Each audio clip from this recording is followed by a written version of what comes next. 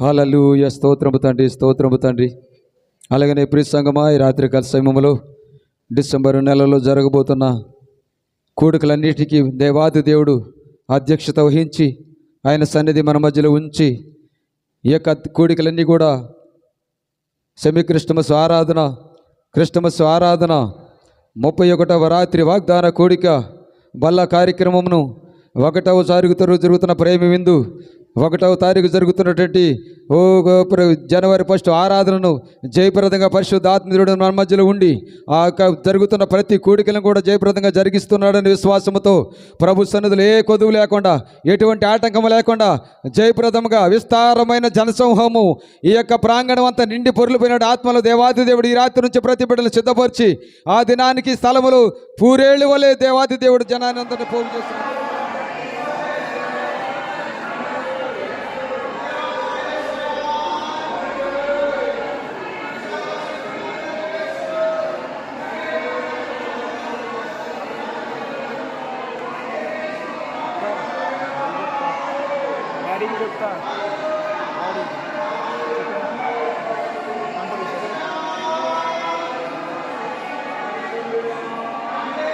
హల్లెలూయా.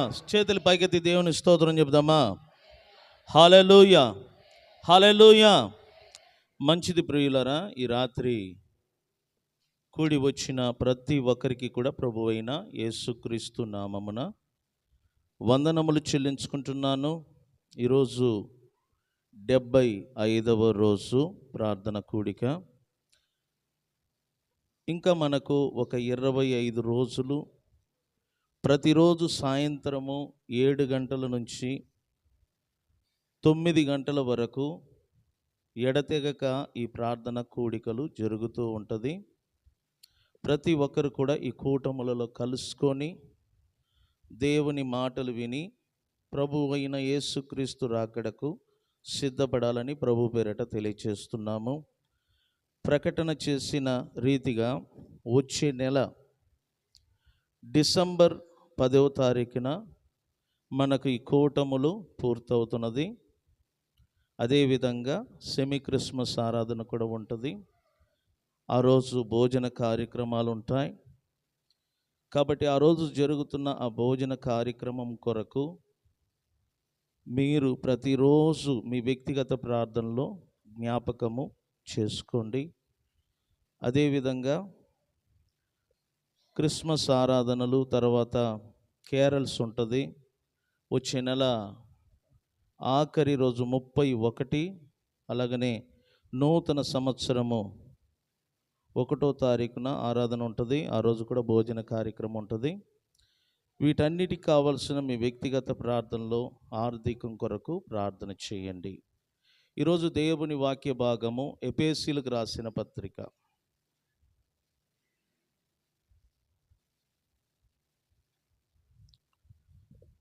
అధ్యాయము 4. ఎఫెసీయులకు రాసిన పత్రిక అధ్యాయము 4, 4వ వాక్యం నుంచి మనం చదువుకుంటా వద్దాం. శరీరము ఒకటే, ఆత్మయు ఒకటే, ఆ ప్రకారమే మీ పిలుపు విషయమై ఒకటే నిరీక్షణ యందుండుటకు పిలువబడితిరి. ప్రభువు ఒకడే, విశ్వాసము ఒకటే, బాప్టిసము ఒకటే, అందరికీ తండ్రి అయిన దేవుడు ఒక్కడే. ఆయన అందరికి పైగా ఉన్నవాడై అందరిలోనూ వ్యాపించి అందరిలో ఉన్నాడు. స్తోత్రం చెప్దామా. ఈరోజు రాత్రి ప్రభువు ఒక్కడే అనే పదాన్ని మనం చదువుకుందాం. మనకు ప్రభువు ఒక్కడే. ప్రభు అంటే ఆ పదానికి అర్థం చెప్తున్నా వినండి. ప్రభు అనగా ఏలుబడి చేయువాడని అర్థం. యేసు మనకు ప్రభువై ఉన్నాడు. అనగా ఆయన మనలను ఏలుబడి చేయు ఒక ప్రభువై ఉన్నాడు. ఆ ప్రభువైన యేసుకు మనలను మనము సంపూర్ణముగా సమర్పణ చేసుకోవాలి. ఎందుకంటే ఆయన మాత్రమే నిన్ను నన్ను ఏలుబడి చేయువాడై ఉన్నాడు. సో దేవుని వాక్యం ఏం చెప్తుందంటే 1 కొరింథీయులకు రాసిన పత్రిక అధ్యాయము 8, కొరింథీయులకు రాసిన పత్రిక అధ్యాయము 8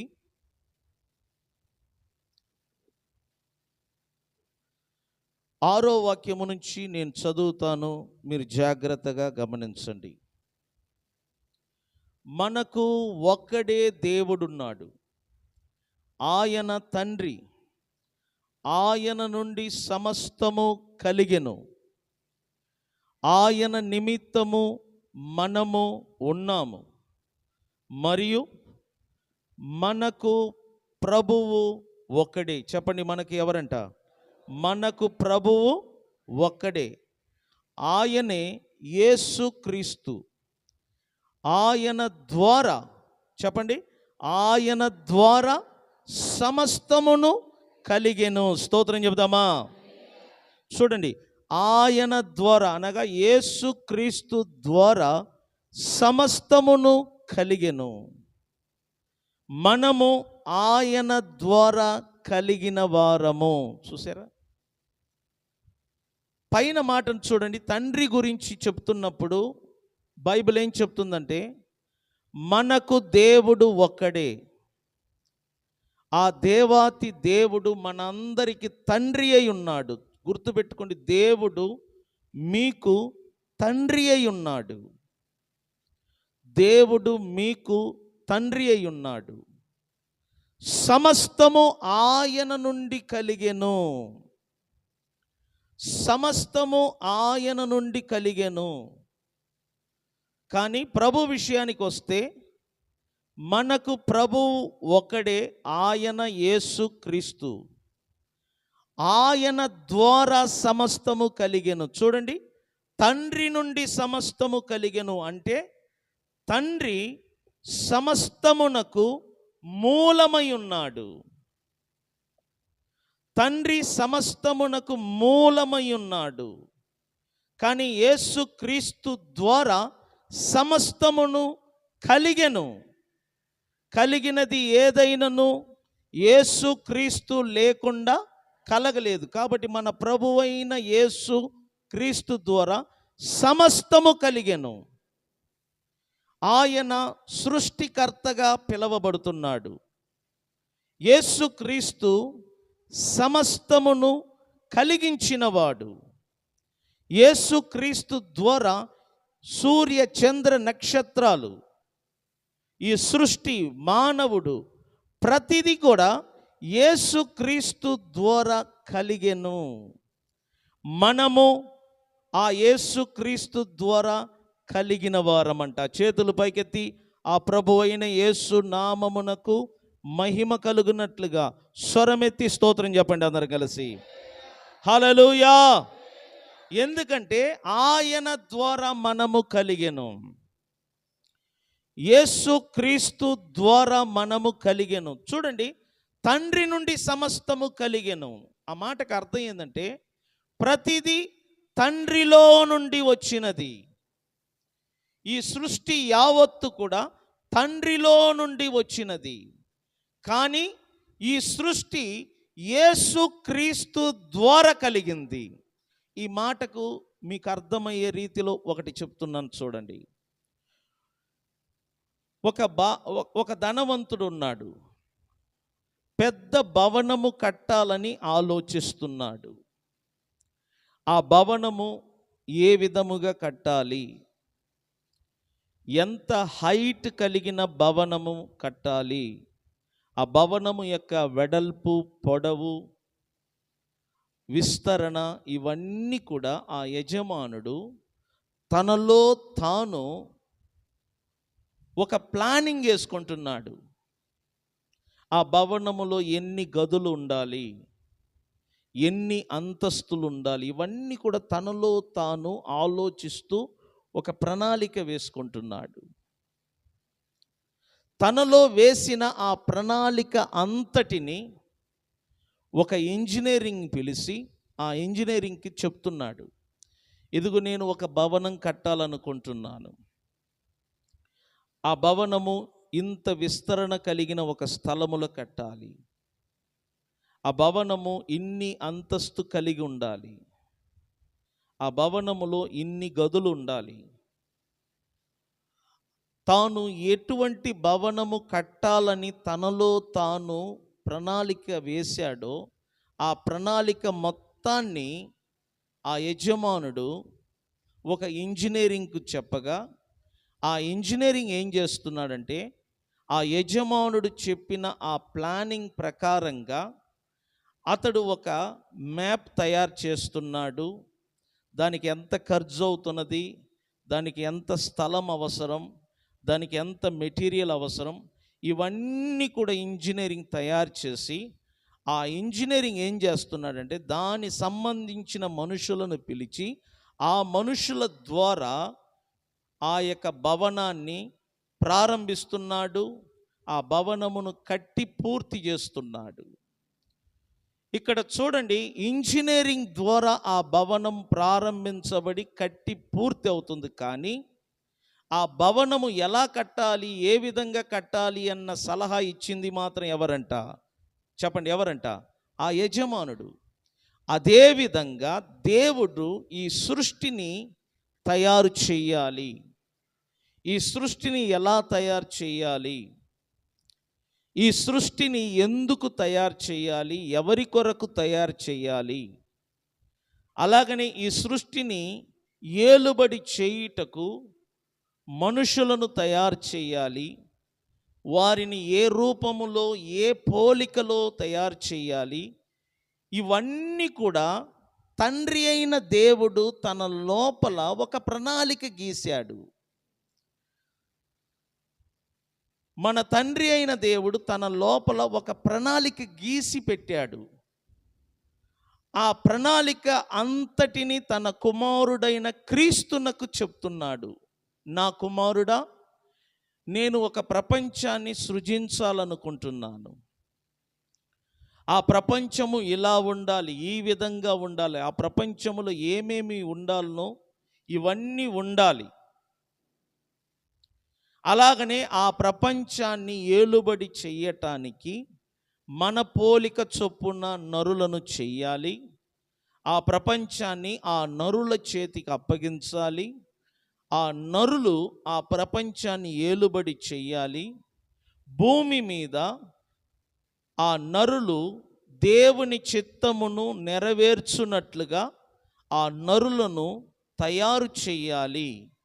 తండ్రి అయిన దేవుడు తన మనసులో కలిగి ఉన్న ఆ కోరికలు, తన మనసులో కలిగి ఉన్న ఆ ప్రణాళికలు అంతటినీ తన కుమారుడైన క్రీస్తుకు తెలియచేశాడు.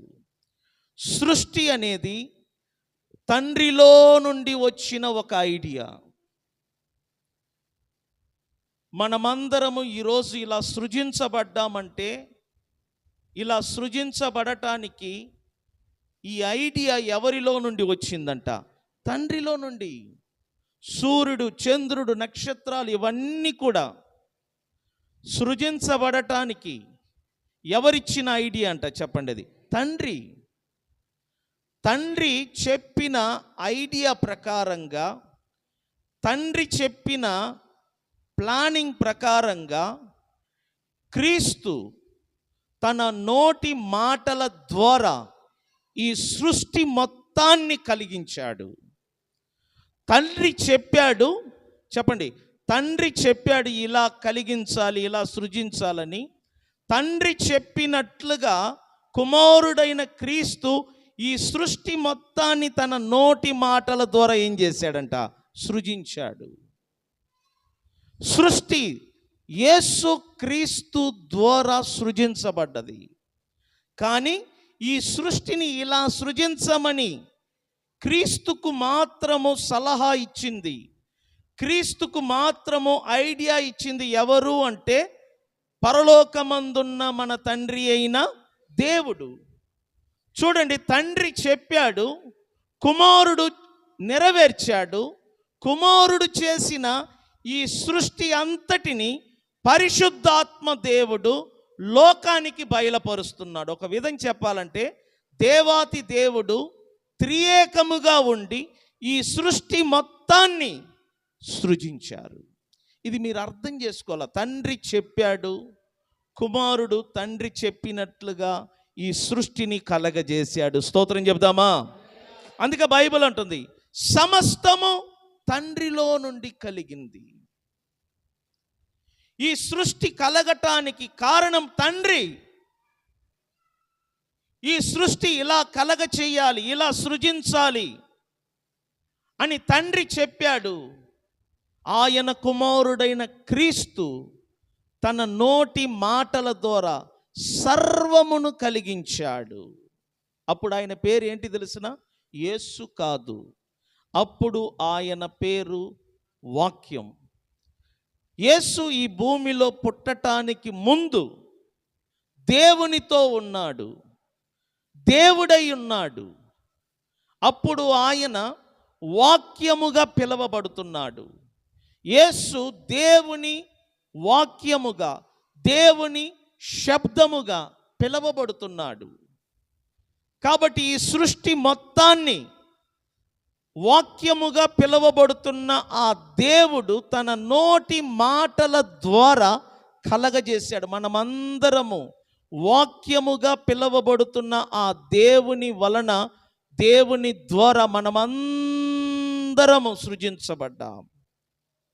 ఆ వాక్యమే కృపా సత్య సంపూర్ణుడుగా ఈ లోకములోనికి వచ్చి మానవుల మధ్య నివసించాడు. ఆ వాక్యము మనుష్యుడుగా అవతరించాడు. ఆ వాక్యము ఎప్పుడు మనుష్యుడుగా అవతరించాడో అప్పుడు ఆయనకు యేసు అని పేరు పెట్టారు. యేసు దేవుని యొక్క అవతారమై ఉన్నాడు. యేసు దేవుని అవతారం, కనబడని దేవుని యొక్క నిజ రూపమై ఉన్నాడు, నిజ స్వరూపమై ఉన్నాడు. కనబడని దేవుడు, ఆయన అదృశ్యుడు, ఆయన ఎవరికి కనబడడు.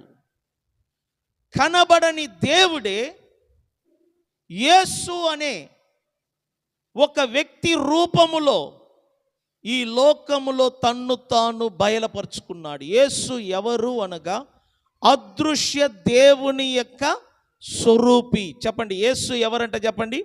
అదృశ్య దేవుని యొక్క స్వరూపి. చూడండి, యేసులో మానవత్వము, దైవత్వము రెండు కలిసి ఉంది. యేసులో మానవత్వము, దైవత్వము, ఈ రెండు తత్వములు మిక్స్ అయి ఉన్నది. యేసు 100% మానవత్వము కలిగిన ఒక మానవుడిగా వచ్చాడు. అలాగనే 100% దైవత్వము కలిగిన ఒక దేవుడిగా ఈ లోకములో అవతరించాడు. కాబట్టి యేసు అనే వ్యక్తిలో మానవత్వము మరుగై ఉన్నది, దైవత్వము కూడా యేసులో ఏమై ఉన్నదంట? మరుగై ఉన్నది. దేవుడు ఇటువంటి నరులను కోరుతున్నాడు. దేవుడు కోరే నరుడు ఎలా ఉండాలంటే దైవత్వము, మానవత్వము కలిగి ఉండాలని దేవుడు కోరుకుంటున్నాడు. కానీ ఇప్పుడున్న మనుషులలో మానవత్వము ఉన్నది కానీ మనుషులలో దైవత్వము లేదు. గుర్తుపెట్టుకోండి, యేసు మాత్రమే మానవత్వము కలిగిన వాడుగాను, దైవత్వము కలిగిన ఒక నరుడుగాను ఈ లోకములో అవతరించాడు. కానీ ఈ భూమిలో ఆయన జీవిస్తున్నప్పుడు 100% మానవత్వము కలిగిన ఒక నరుడుగానే జీవించాడు. కానీ తన శిష్యువులు తన యందు నమ్మకము, విశ్వాసము ఉంచునట్లుగా ఒక్కొక్కసారి ఆ యేసు తన శిష్యువుల ఎదుట తన దైవత్వాన్ని కనపరుస్తూ ఉన్నాడు. ఎలా అంటే శిష్యువులు చూస్తుండగా యేసు నీళ్ళ మీద నడుచుకుంటూ వచ్చాడు. ఒక మానవుడు నీళ్ళ మీద నడవలేడు. ఈ ప్రపంచానికి ఒక ధర్మం ఉంది. ఆ ధర్మము చొప్పున ఏ నరుడు కూడా నీళ్ళ మీద నడవలేడు. ఎందుకంటే ఈ ప్రపంచానికి ఒక ధర్మం ఉంది. ఆ ధర్మము ప్రకారంగానే మనుషులందరూ బ్రతకాలి. కాబట్టి ఒక మానవుడు నీళ్ళ మీద నడవటం అనేది జరగదు. కానీ యేసు ఆయన శిష్యులను రక్షించుటకు, కాపాడుటకు వారి ఎదుట ఆయన నీళ్ళ మీద నడుచుకుంటూ వచ్చాడు. ఇది ఎలా సాధ్యం అంటే, ఆయన శిష్యుల ఎదుట యేసు తన దైవత్వాన్ని కనపరుచుకున్నాడు. ఒక దేవునికి మాత్రమే సాధ్యం నీళ్ళ మీద నడవటం. యేసు నీళ్ళ మీద నడవగలిగాడంటే దాని అర్థం ఏంటంటే, యేసు ఒక మానవుడిగా మాత్రమే కాదు, యేసులో దైవత్వము కూడా మరుగై ఉన్నది. ఆయనలో దైవత్వము మరుగై ఉన్నదాని వలనే ఆయన నీళ్ళ మీద నడవగలిగాడు. అందువలన శిష్యువులు చూసి ఆశ్చర్యపడిపోయారు. ఒకసారి 3 దినములు అన్నపానములు లేకుండా ప్రజలందరూ అరణ్యములోనికి వచ్చి యేసు మాటలను వింటున్నారు. అప్పుడు ఆ ప్రజలను చూసి ప్రభువైన యేసుకు వారి మీద కనికరము కలిగింది. అప్పుడు తన ప్రక్కన ఒక శిష్యుడు ఉన్నాడు, అతని పేరు ఫిలిప్. అతనిని పిలిచి, ఫిలిప్, వీళ్ళందరికీ ఆహారం పెట్టమన్నాడు. అప్పుడు ఫిలిప్ లెక్కేసుకుంటున్నాడు, వీళ్ళందరికీ ఆహారం పెట్టాలంటే మనకు ఇంత డబ్బు అవసరం, దినారము అవసరం. వెంటనే ప్రభు దగ్గరికి చెప్తున్నాడు ఫిలిప్, ప్రభువా, వీళ్ళందరికీ ఆహారం పెట్టాలంటే మనకు ఇంత డబ్బులు అవసరమై ఉన్నది, అంత డబ్బులు మన దగ్గర లేదు అని ఫిలిప్ చెప్పాడు. ప్రభు ఎందుకు తన చేతిలో ఏమీ లేకపోయినా వీళ్ళందరికీ ఆహారం పెట్టమన్నాడు? ఎందుకంటే తన శిష్యుల ఎదుట మరొకసారి తన దైవత్వాన్ని కనపరచాలని ముందుగానే ప్రభు ప్రణాళిక కలిగి ఉన్నాడు. ఆయనకు తెలుసు వీళ్ళ దగ్గర ఏమీ లేదని. తెలిసి కూడా వీళ్ళందరికీ భోజనం పెట్టమని ఎందుకు చెప్పాడంటే, ఒక్కసారి శిష్యుల ఎదుట ఆయన దైవత్వము, ఆయన శక్తిని కనపరుచుకోవాలని ప్రభు ఆ మాట చెప్పాడు. అప్పుడు మరొక శిష్యుడు ఉన్నాడు, అతని పేరు వచ్చి ఆంద్రియ పరిగెత్తుకొని వచ్చి, ప్రభువా, ఇక్కడ ఒక బాలుడు ఉన్నాడు, అతని చేతిలో 2 చేపలు ఉన్నాయి, 5 రొట్టెలున్నాయి, అవి ఆ బాలుడు ఇవ్వటానికి సిద్ధంగా ఉన్నాడు, నేను వాటిని తీసుకొచ్చి మీ చేతికి ఇస్తానన్నాడు. చూడండి, ఆంద్రియ వెంటనే ఆ బాలుడు దగ్గరికి వెళ్ళి ఆ 5 రొట్టెలను 2 చేపలను ప్రభు చేతికి ఇవ్వగా, ప్రభు ఆ ఆహారమును ఆకాశం వైపు వెత్తి దేవునికి స్తోత్రము చెప్పి ఆ ఆహారమును ఆశీర్వదించి పంచిపెట్టమన్నాడు. చూడండి, 2 చేపలు 5 రొట్టెలు, అక్కడ ఉన్న కొన్ని వేల మంది పురుషులు. ఈ సంఘటన 2 సార్లు జరిగింది. ఒకసారి అయితే 5,000 మంది పురుషులుగాను, ఇంకొక సందర్భములో 4,000 మంది పురుషులుగాను లెక్కించబడ్డది. కానీ స్త్రీలు, పిల్లలు ఎన్ని వేల మంది ఉన్నారో లెక్కించలేదు. పండితులు ఏమంటారంటే, ఆ రోజు సుమారు 25 నుండి 30,000 మంది తిని తృప్తి పొందారంట. స్తోత్రం చెప్దామా? ఇన్ని వేల మందికి 2 చేపలు 5 రొట్టెలతో ఎలా వారి ఆకలిని తీర్చాడు? ఇది మనిషికి సాధ్యము కాదు, కానీ యేసులో మరుగై ఉన్న దైవత్వానికి ఇది సాధ్యమైనది. స్తోత్రం చెప్దామా? కాబట్టి యేసు ఒక మానవుడు మాత్రమే కాదు, యేసులో మరుగై ఉన్న ఆ దైవత్వము అప్పుడప్పుడు యేసు తన శిష్యుల ఎదుట కనపరుస్తూ ఉన్నాడు. తన దైవత్వము వలన అన్ని వేల మందికి ఆయన భోజనం పెట్టగలిగాడు. బైబిల్ చరిత్రలో చూస్తే యేసు చనిపోయిన వారిని తిరిగి బ్రతికించాడు. 3 బైబిల్లో రికార్డ్ అయి ఉన్నారు. ఒకటి, విధవరాలు కుమారుడు, అతడు చనిపోయి అతని డెడ్ బాడీని అంత్యక్రియలకు తీసుకెళ్తున్నారు. యేసు వెంటనే ఆ ప్రాంతమునకు వచ్చి ఏడుస్తున్న ఆ తల్లిని చూసి కనికరపడి ఆ డెడ్ బాడీ దగ్గరికి వెళ్ళి ఆయన తన చేతులారా డెడ్ బాడీని ముట్టగానే వెంటనే శవము బ్రతికి లేచి కూర్చుందంట. స్తోత్రం చెప్దామా? ఇది ఎలా సాధ్యం ఒక మనిషికి? ఇది మనిషికి అసాధ్యము, కానీ దేవునికి మాత్రమే సాధ్యం. బైబిల్ ఏమంటుంది? మృతులను లేవనెత్తువాడు మన దేవుడు, మృతులను సజీవులుగా చేయువాడంట. స్తోత్రం చెప్దామా? ఎవరిని సజీవులుగా చేయువాడు? మృతులను. దేవుడు అనేవాడు చనిపోయిన వారిని బ్రతికించగలడు, ఒక మానవుడు చేయలేడు. కానీ ఇక్కడ యేసు చనిపోయిన వారిని బ్రతికించాడు. కారణం, ఆయనలో దైవత్వము మరుగై ఉన్నది. మరొక సందర్భం, యాయిరు అనే ఒక వ్యక్తి ఉన్నాడు. అతని యొక్క కుమార్తె చనిపోవుటకు సిద్ధముగా ఉన్నది. అప్పుడు యాయిరు వచ్చి యేసు పాదముల మీద పడి, ప్రభువా, నా కుమార్తె చావనై ఉన్నది, నీవు నా ఇంటికి వచ్చి నీ చేతులు నా కుమార్తె మీద ఉంచితే చాలు, ఆమె బ్రతుకును అని చెప్పాడు. ఆ లోపు 12 సంవత్సరాలు రక్తస్రావరం అనే ఒక స్త్రీ వచ్చి బాధపడుతుంది. ఆమె వలన అక్కడ కొంత ఆలస్యం అవటం వలన యాయిరు కుమార్తె ఇంటిలో చనిపోయినది. వెంటనే ఇంటిలో నుండి ఒక ఇద్దరు వచ్చి యాయిరుతో చెప్తున్నారు, నీ కుమార్తె చనిపోయినది, బోధకుణ్ణి తొందర పెట్టవద్దు, ఆయనను విడిచిపెట్టి మాతో రా, జరగవలసిన కార్యక్రమము మనం చేయవలసినది బోలెడే ఉంది, రమ్మని పిలిచారు. కానీ ప్రభు యాయిరును చూసి ఏమన్నాడు తెలుసిన? యాయిరు, భయపడకుడి, నమ్మిక మాత్రం ఉంచుడి. స్తోత్రం చెప్దామా?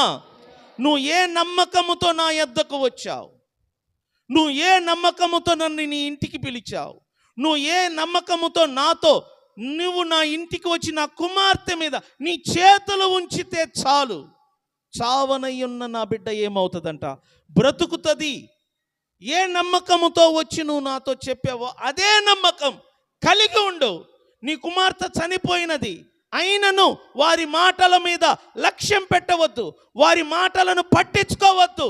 ఎందుకంటే మనుషులకు అసాధ్యము, దైవత్వము కలిగిన నాకు ఇది ఏంటంటే చెప్పండి, సాధ్యం. స్తోత్రం చెప్దామా? ప్రభు చూడండి, ఫుల్ కాన్ఫిడెంట్గా ఇంటికి వెళ్ళాడు. అక్కడ అందరూ ఏడుస్తున్నారు. వారిని చూసి ప్రభు ఏమన్నాడు తెలుసిన? పాప నిద్రిస్తున్నది, మీరెందుకు ఏడుస్తున్నారు? వాళ్ళందరికీ తెలుసు ఆమె చనిపోయింది, ఆమెలో జీవము లేదు. కానీ ప్రభు ఏమంటున్నాడు? పాప చనిపోయింది అంటున్నాడా, నిద్రిస్తుంది అంటున్నాడా? నిద్రిస్తుందంటే దాని అర్థం ఏంటి? నిద్రిస్తున్న వాళ్ళు మరలా తిరిగి లేస్తారు. ఈయన ఈ మాట చెప్పగానే ప్రజలందరూ నవ్వుతున్నారు, అంతకుముందు ఏడుస్తున్నారు, క్షణములో నవ్వుతున్నారు. అప్పుడు ప్రభు ఏం చేశాడు? ఆ పాప యొక్క తల్లిని తండ్రిని తప్ప, తనతో ఉన్న శిష్యులను తప్ప ఎవరిని కూడా లోపలికి రానియలేదు. నేరుగా గదిలోకి వెళ్ళాడు. డెడ్ బాడీ ఒక మంచం మీద పండబెట్టి ఉన్నారు. యాయిరు ఏమన్నాడు? నీవు నా ఇంటికి వచ్చి నీ చేతులు నా బిడ్డ మీద, నా కుమార్తె మీద ఉంచితే చాలు, చావనై ఉన్న నా బిడ్డ మరలా ఏమవుతుంది? బ్రతుకును. చూడండి, ప్రభు యాయిరు చెప్పినట్లుగా ఇంటికి వెళ్ళి తన చేతులను మాత్రం ఉంచాడు. తన చేతులను ఉంచి ఆ బిడ్డను లేయి అనగానే ఆ బిడ్డ వెంటనే లేచి కూర్చుందంట. స్తోత్రం చెప్దామా? ఎందుకు చేయి ఉంచాడంటే తండ్రి కోరాడు కాబట్టి. ఇది దేనిని చూపిస్తుందంటే, ఒక యేసు నరుడైతే చనిపోయిన వాళ్ళని బ్రతికించలేడు.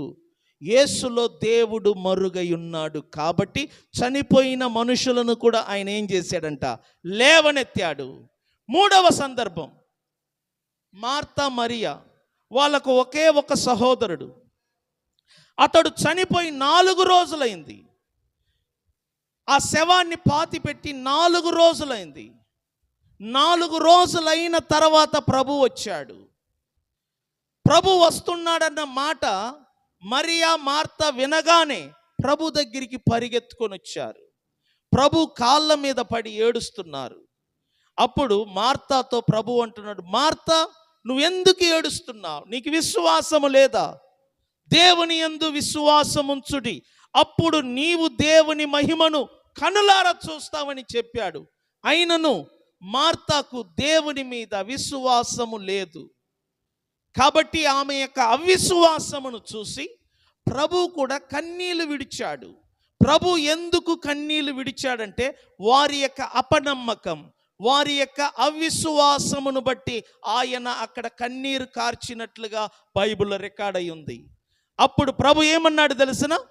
లాజర్ని ఎక్కడ ఉంచారని అడిగాడు. అప్పుడు మార్త అంటుంది, ప్రభువా, లాజర్ని సమాధి చేసి 4 దినములైనది. ఇప్పుడు మనము ఆ రాళ్లను తీస్తే దుర్వాసన వస్తుంది అని మార్త చెప్పగా వెంటనే ప్రభు ఏమన్నాడు తెలుసిన? మార్త, దేవుని యందు విశ్వాసం ఉంచుడి, అప్పుడు దేవుని మహిమను నీవు కన్నులారా చూస్తావన్నాడు. చూడండి, ఆ రాళ్లను తీయమన్నాడు. అనేకులు తీయటానికి వెనకాడారు. ఎందుకంటే డెడ్ బాడీ 4 రోజులైంది, ఇప్పటికే కుళ్ళిపోయి ఉంటుంది. రాళ్ళు తీస్తే వెంటనే దుర్వాసన బయటికి వస్తుంది. కానీ ప్రభు ఏమన్నాడు? రాళ్లను తీయమన్నాడు.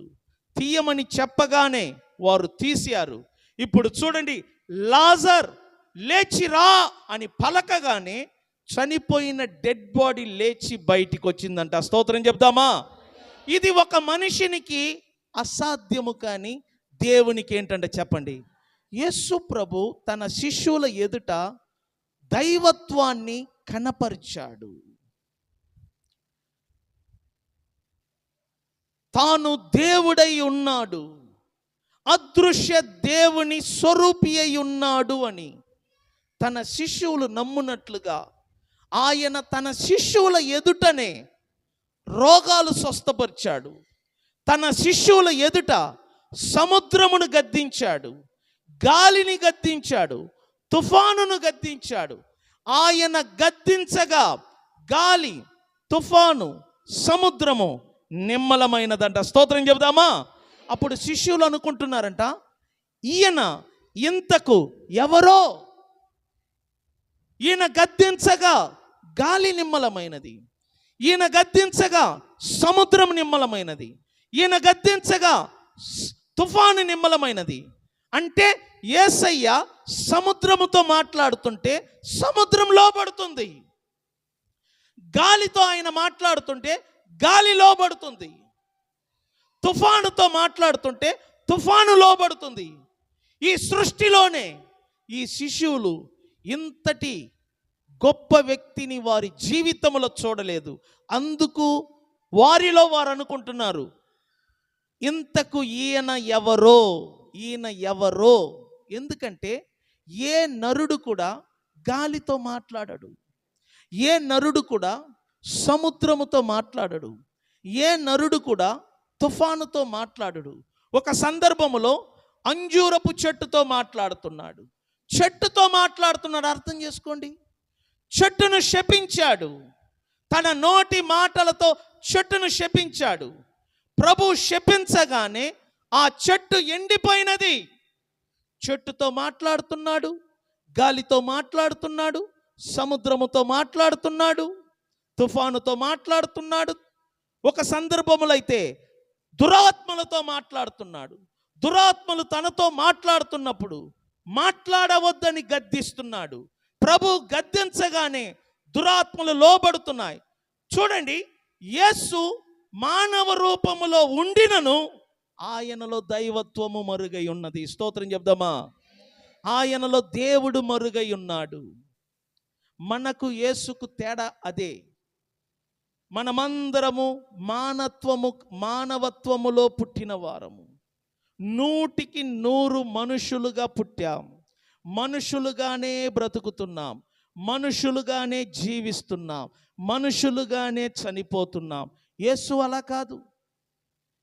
యేసు మానవుడుగా ఈ లోకములో జన్మించాడు, మానవ రూపములో జన్మించాడు, మానవ పోలికను కలిగి ఈ భూమిలో పుట్టాడు. 100% ఆయనలో మానవత్వము దాగి ఉంది. అదే సమయములో 100% యేసులో దైవత్వము కూడా మరుగై ఉన్నది. చేతుల పైకెత్తి స్తోత్రం చెప్తామా? స్తోత్రం చెప్తామా? కానీ ఆ దైవత్వాన్ని తన శిష్యుల ఎదుట తప్ప ఎవరి ఎదుట కూడా ఆయన కనపరుచుకోలేదు. ఎందుకంటే ఆయన మానవుడుగా ఉండటానికే ఈ లోకానికి వచ్చాడు. మనుషులను పాపము నుండి రక్షించటానికి, మనుషుల పాపములను తాను మొయ్యటానికి ఆయన ఒక మానవ రూపములో వచ్చాడు. పాపము ఒక మనిషి ద్వారా లోకములో ప్రవేశించింది కాబట్టి అదే మనిషి రూపములో ఆ దేవాతి దేవుడి లోకానికి వచ్చి ఏ పాపము మనుషుల ద్వారా వచ్చిందో ఆ పాపములను తానే తన మీద మోసాడు. ఆ పాపములకు శిక్ష తానే అనుభవించాడు. కానీ తన శిష్యుల ఎదుట మాత్రము దైవత్వాన్ని బయలుపరిచాడు. దైవత్వాన్ని బయలుపరిచాడు. చూడండి, యేసు సువార్తను చదివి చూడండి. ఆయనలో నిజమైన దైవత్వము మరుగై ఉన్నది. మానవునికి దేవునికి తేడా ఏంటి తెలిసిన? మానవుడు ఎవరిని క్షమించలేడు, కానీ దేవుడు ఎవరినైనా ఏం చేయగలడు? క్షమించగలడు. ఒకసారి నన్ను చూడు. దేవుని ఎదుట ఇది నేను క్షమించలేని పాపము, ఇది పెద్ద పాపము, ఇది భయంకరమైన పాపము, ఈ పాపమును నేను క్షమించలేను అని దేవుడు చెప్పలేడు. ఎందుకంటే దేవుడు ఎంత పెద్ద పాపమునైనా క్షమించగలిగే శక్తి, ప్రేమ, కనికరం ఆయనలో ఉన్నది. నీ పాపము ఎర్రగా ఉండినను సరే ఆయన క్షమించగలడు. నీ పాపమంట ఆకాశము ఎత్తు అంత ఎత్తైన పాపమును చేసి ఉన్నా ఆయన క్షమించగలడు. నీ పాపము ఆకాశము ఎంత పొడవై ఉంటుందో అంత పొడవైన పాపమును చేసి ఉన్నా యేసు ఏం చేయగలడు? అంటే దాని అర్థం ఏంటి? దేవునికి అసాధ్యమైనది ఏదియూ లేదు. నువ్వు అనుకుంటావు నేను చేసిన పాపమును దేవుడు క్షమించగలడా? నువ్వు చేసిన పాపమే కాదు, ప్రపంచములో ఉన్న ప్రతి మానవుల పాపమును దేవుడు క్రీస్తునందు క్షమించాడు. అర్థమైతే స్తోత్రం చెప్పండి. ప్రతి పాపమును దేవుడు ఏం చేయగలడు? క్షమించగలడు. నువ్వు అనవసరంగా ఆలోచిస్తూ నీ బుర్రను పాడు చేసుకోవద్దు. దేవుడు క్షమించగలడా? క్షమించగలడా? క్షమించగలడా? అమ్మో, నేను చేసిన పాపం ఇంత అంత కాదు. చూడు, వ్యభిచారము చేస్తున్నప్పుడు పట్టుకున్నారు. ఆ స్త్రీని తీసుకొచ్చారు. వారి ధర్మశాస్త్ర ప్రకారం అయితే ఎవరైనా వ్యభిచారం చేస్తున్నప్పుడు పట్టబడితే ధర్మశాస్త్ర ప్రకారముగా రాళ్లతో కొట్టి చంపాలా. అదే ధర్మశాస్త్రం చెప్తుంది.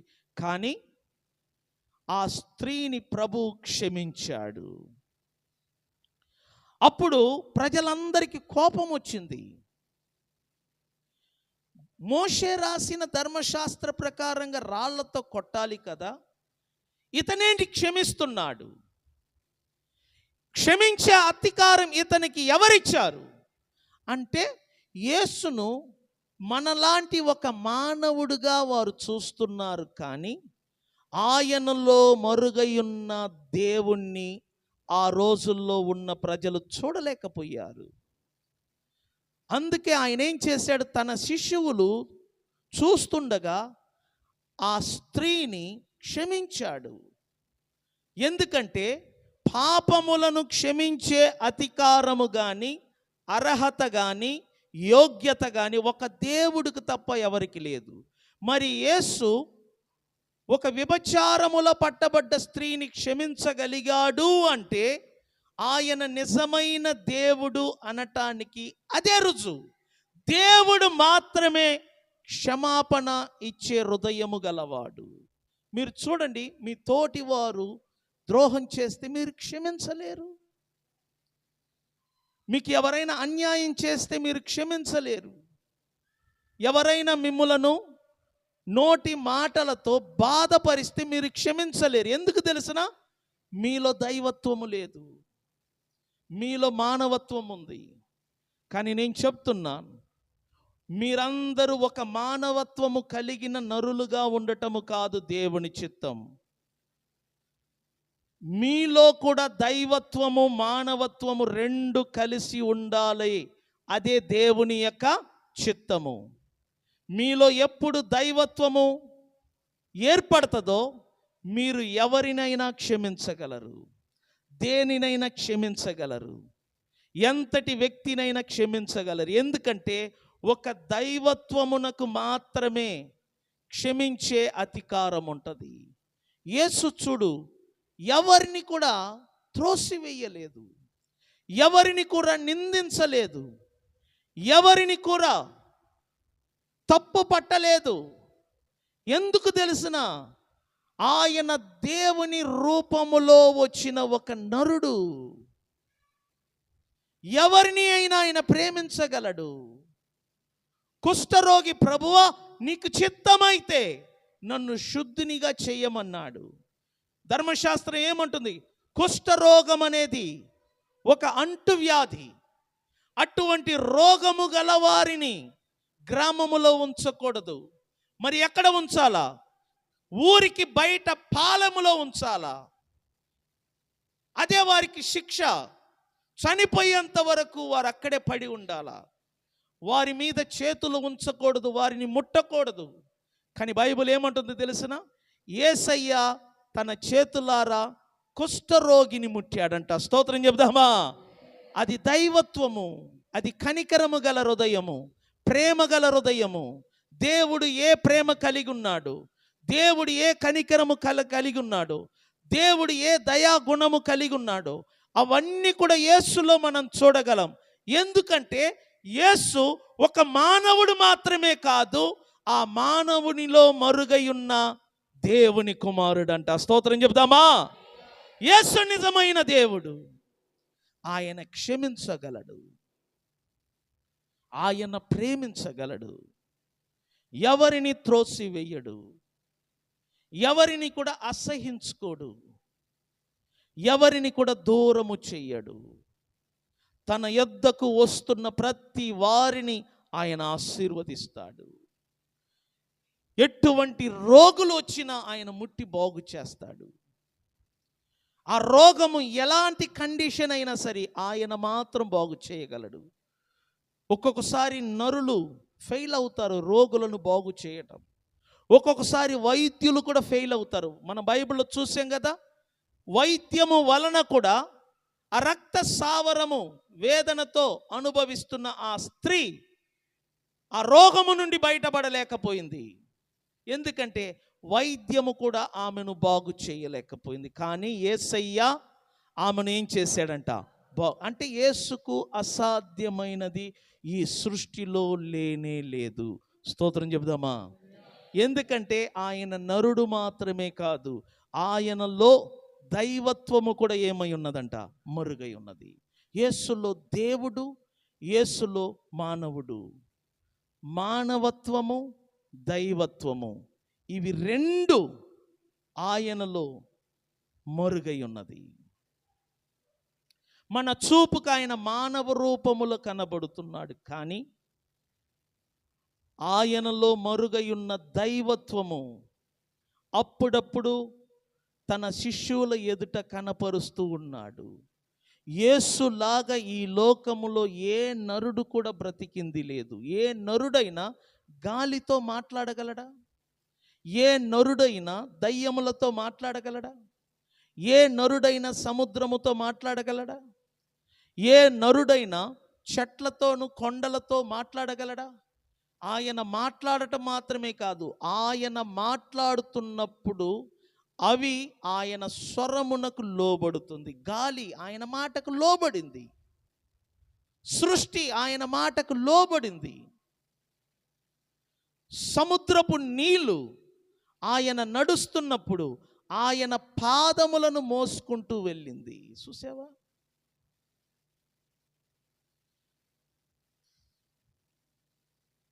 మాట్లాడవద్దు అని గద్దించగానే దురాత్మలు కానీ దయ్యములు కానీ సైలెంట్ అయింది. దురాత్మలు ఆయనకు ప్రార్థన చేస్తుంది. ఏమని? అయ్యా, నువ్వు దేవుని పరిశుద్ధుడవని మాకు తెలుసు, మమ్మలను ఏమీ చేయవద్దు, ఇదిగో ఆ పందులలో వెళ్ళుటకు మాకు పర్మిషన్ ఇవ్వన్నది. చూసారా, పర్మిషన్ అడుగుతుంది దయ్యాలు. ఏ దయ్యాలైనా మనుషులను చూసి పర్మిషన్ అడుగుద్దా? అంటే దాని అర్థం ఏంటి? యేసు ఎవరో మనుషుల కంటే ఎవరికి బాగా తెలుసు? దయ్యాలకు తెలుసు. నీవు దేవుని పరిశుద్ధుడవు, నీవు దేవుని కుమారుడవు. దయ్యాలు సాక్ష్యం చెప్తున్నాయి. కానీ దయ్యాలు ఆయన ఎవరో ఈ లోకానికి సాక్ష్యం చెప్పటం యేసుకి ఇష్టం లేదు. మనుషులు తెలుసుకొని మనుషులే యేసును గూర్చి ఈ సృష్టికి ఏం ఇవ్వాలంట? సాక్ష్యం ఇవ్వాలి. నేను చెప్తున్నాను, మీ కుటుంబ సమస్యలు ఏదైనా సరే ఒక యేసుకు తప్ప ఈ లోకములో ఎవరికి కూడా బాగు చేయు అధికారము లేదు. ఒక యేసు మాత్రమే. దయ్యాలు కోరికను నెరవేర్చిన వాడు, దేవుని పోలికలో సృజించబడిన నీ కోరికను ఆయన తీర్చలేడా? యాయీరు కోరిన కోరికను నెరవేర్చాడు, నీ కోరికను నెరవేర్చలేడా? కొన్ని వేల మంది ఆకలిలో ఉంటే వారి ఆకలిని తీర్చిన దేవుడు మీ ఇంట్లో ఉన్న 2, 3, 4, 5, 10 మంది ఆకలిని ఆయన తీర్చలేడా? సముద్రములోను తుఫానులో చిక్కుకొని బయట పడలేక పోరాడుతున్న శిశువులను రక్షించుటకు నీళ్ల మీద నడిచి వచ్చిన ఆ ప్రభు కష్టములో చిక్కుకొని ఉన్న నీ కుటుంబాన్ని, బాధలలో చిక్కుకొని ఉన్న నీ కుటుంబాన్ని, అప్పులలో చెప్పుకొని ఉన్న నీ కుటుంబాన్ని రక్షించుటకు ప్రభు నీ ఇంటికి దిగిరాడా? పన్ను కట్టలేక బాధపడుతున్న పేతురుతో ప్రభు చెప్తున్నాడు, నువ్వు వెళ్ళి వలవేయి, చేపలు పడతాయి, అందులో మొదటి చేప నోటిని తెరిచి చూడు, షకేముంటది. పన్ను కట్టలేని వానికి సహాయము దేవుడు ఎలా చేశాడో చూడు. అలాగనే కరెంటు బిల్లు కట్టలేక, పిల్లలకు ఫీజులు కట్టలేక, ఈఎంఐలు కట్టలేక, కుటుంబానికి కావలసిన డబ్బులు లేక బాధపడుతున్న మీ అందరికీ దేవుడు సహాయము చెయ్యలేడా? ప్రభు చెయ్యగలడు. కానీ మనము అడగకపోవటం వలన ప్రభు నుండి మనము ఏమీ పొందలేము. మనకు యేసు మీద విశ్వాసము లేకపోవటం. ఏదైనా రోగం వస్తే ముందు డాక్టర్ల దగ్గరికి వెళ్తున్నాం, ఎందుకంటే డబ్బులు ఉంది. నేను అదే చెప్పాను కదా, డబ్బులు ఉన్నంత వరకు ఏ మనిషి కూడా యేసు దగ్గరికి రాడంట. ఎప్పుడు డబ్బు, బలము, శక్తి అన్ని పోతుందో, హోదా, పేరు, ప్రతిష్టత అన్ని దూరం అవుతుందో, ఒక మనిషి ఎప్పుడు 0 క్రింద వస్తాడో అప్పుడు యేసు ఎదుట మోకాలేస్తాడు. అప్పుడు 2 చేతులను యేసు వైపు చాపి, ప్రభువా నన్ను బాగు చేయని అడుగుతాడంట. పేతురు మునుగుతున్నాడు కానీ ప్రభువా నాకు సహాయము చేయని ఒక్క మాట అడగట్లా. పేతురు యేసు ఎదుటనే మునిగిపోతున్నాడు. యేసుకు పేతురుకి ఎంతో దూరం లేదు. యేసు సన్నిధిలోనే పేతురు మునుగుతున్నాడు నీళ్ళల్లో. మునుగుతున్న పేతురును చూసి ప్రభు సైలెంట్గా ఉన్నాడు. నీళ్ళల్లో దిగిపోతున్నాడు, ప్రభు సైలెంట్గా ఉన్నాడు. కానీ ఎప్పుడు పేతురు ప్రభువా నన్ను రక్షించుము అన్నాడో, ఆ స్వరము వినగానే యేసు తన చేతులను చాపి మునుగుతున్న పేతురును పైకి లేపాడంట. స్తోత్రం చెప్దామా? దాని అర్థం ఏంటంటే, నువ్వు అడిగేంత వరకు ప్రభువు నీ కుటుంబములో ఏ పని కూడా చెయ్యలేదు. నువ్వు అడిగే అంతవరకు ప్రభు నీకు సహాయము చెయ్యలేడు. నువ్వు అడిగే అంతవరకు ప్రభు తన చేతులను చాపి నిన్ను లేవనెత్తలేడు. నువ్వు అడిగే అంతవరకు ప్రభు నిన్ను ముట్టి బాగు చేయలేడు. నువ్వు అడిగే అంతవరకు ప్రభు నీ అప్పులను తీర్చలేడు. నువ్వు అడిగే అంతవరకు ప్రభు ఆర్థిక సహాయము నీకు నీ కుటుంబానికి చేయలేడు. నువ్వు ఎప్పుడు నిన్ను నువ్వు తగ్గించుకొని ప్రభువుని అడుగుతావో, హృదయపూర్వకంగా నేను చెప్తున్నాను, ప్రభు నీకు వెంటనే జవాబిస్తాడు. ఎందుకంటే ఆయన మానవుడు మాత్రమే కాదు, ఆయన అదృశ్య స్వరూపి అయిన దేవుడై ఉన్నాడు. అర్థమైనట్లయితే 2 చేతులు పైకెత్తి యేసును మహిమపరచున్నట్లుగా స్తోత్రములు చెప్పండి అందరు కలిసి. హల్లెలూయా. లేచి నిలబడదాం.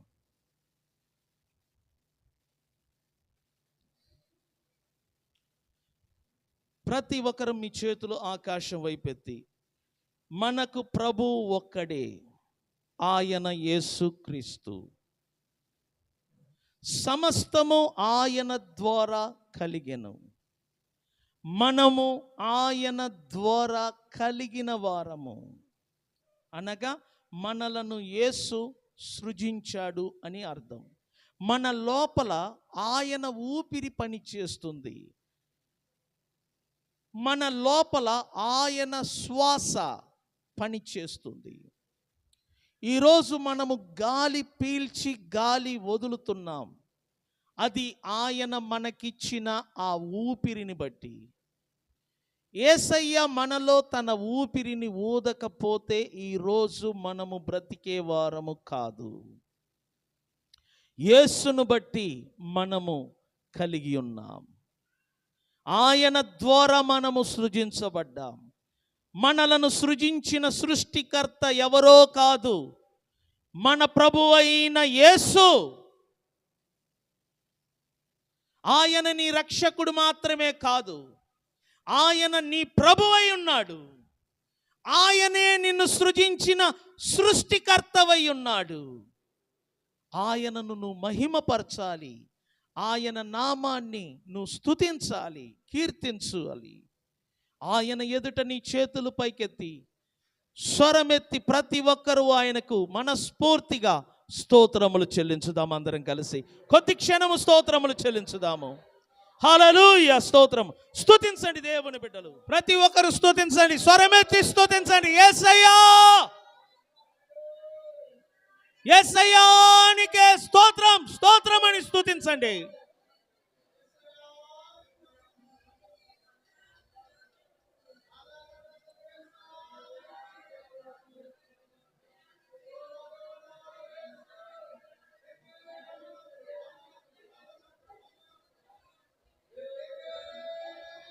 Praise the Lord. Hallelujah, hallelujah, hallelujah. దేవానికే వందనాలు. స్తోత్రం, స్తోత్రం, స్తోత్రం. ప్రభువానికే వందనాలు.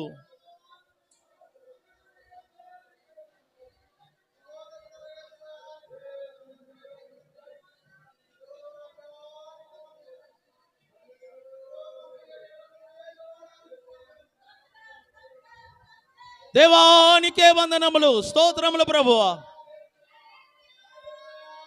హల్లెలూయా. స్తోత్రం, స్తోత్రం, స్తోత్రం, స్తోత్రం. హల్లెలూయా. స్తోత్రము, స్తోత్రము, స్తోత్రము, స్తోత్రము, స్తోత్రము, స్తోత్రం, స్తోత్రం. ప్రార్థన చేసుకుందాం. తండ్రి నీకు వందనాలు. ఈ రాత్రి నీ కుమారుడైన యేసు క్రీస్తును గూర్చి మాకు బోధించినందుకు స్తోత్రం. మేము ఆయనను గూర్చి తెలుసుకొని ఆయన జ్ఞానములో ఎదుగుటకు సహాయం చేయండి. ఇదిగో ఆయనలో మానవత్వము, ఆయనలో దైవత్వము, ఈ 2 మరుగై ఉన్నది. ఒక మానవుడు మాత్రమే కాదు, ఆయన అదృశ్య దేవుని స్వరూపి అయి ఉన్నాడు.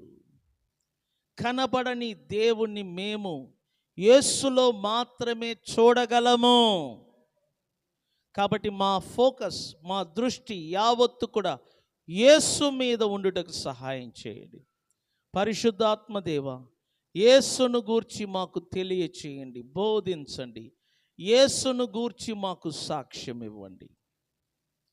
తద్వారా మేము ఆయనను గూర్చి తెలుసుకొని ఆయన యందు విశ్వాసము కలిగి ఈ సృష్టికి మేము ఆయన కొరకు సాక్షులుగా జీవిస్తాము. వచ్చిన నీ బిడ్డలందరినీ చేతికి అప్పగిస్తున్నాను. వీరందరినీ పరిశుద్ధాత్మదేవ నీ చేతికి అప్పగిస్తున్నాను. వీరిని మీరే మార్చండి, యేసుకు సాక్షిగా మార్చండి. మీరు అభిషేకించండి, నీ శక్తితో బలముతో నింపి వీరి ద్వారా సువార్త ఎరుగని ప్రజలందరూ కూడా వీరి ద్వారా యేసును గూర్చి వినునట్లుగా వీరి నోటిని వీరి నాలుకను నీ ఆత్మ అభిషేకముతో అభిషేకించి వీరి ద్వారా మీరు గొప్ప కార్యాలు జరిగించండి ప్రభువా. ఇంకా జరగనై ఉన్న 25 దినములను కూడా మీరు ఆశీర్వదించండి. తిరిగి వెళ్తున్నప్పుడు తోడుగా ఉండండి. ఈ రాత్రి మంచి నిద్రను దయచేయండి. రేపు నీ బిడ్డలు ఎక్కడికైనా వెళ్ళినట్లయితే వారికి తోడుగా ఉండండి. మరల రేపు రాత్రి జరుగుతున్న ఆరాధనకు ప్రతి ఒక్కరు హాజరవుటకు సహాయం చేయండి. పాటలు పాడుటకును నీ బిడ్డలు ఉత్సాహంగా ముందుకు రావుటకు సహాయం చేయండి. వారిని కూడా అభిషేకించి వారి ద్వారా నీ నామాన్ని మహిమపరచుకోమని ప్రభు అయిన యేసుక్రీస్తు నామమున ప్రార్థన ద్వారా అడిగి వేడుకుంటున్నాము పరమ తండ్రి, ఆమేన్. మన తండ్రి అయిన దేవుని ప్రేమ, ప్రభు అయిన యేసుక్రీస్తు యొక్క కృప, పరిశుద్ధాత్మ అన్యోన్య సహవాసము కూడి వచ్చిన ప్రతి బిడ్డలకు తోడై ఉండి నడిపించునుగాక. ఆమేన్. యేసు రక్తమే జయం, సిలువ రక్తమే జయం. ప్రభు అయిన యేసుక్రీస్తు నామమునకు మహిమ, ఘనత, ప్రభావములు అందరు కలిసి ఏకస్వరముతో చెప్పండి, కలుగునుగాక. హల్లెలూయా, హల్లెలూయా, హల్లెలూయా. దేవుడు మిమ్మల్ని దీవించునుగాక. God bless you all.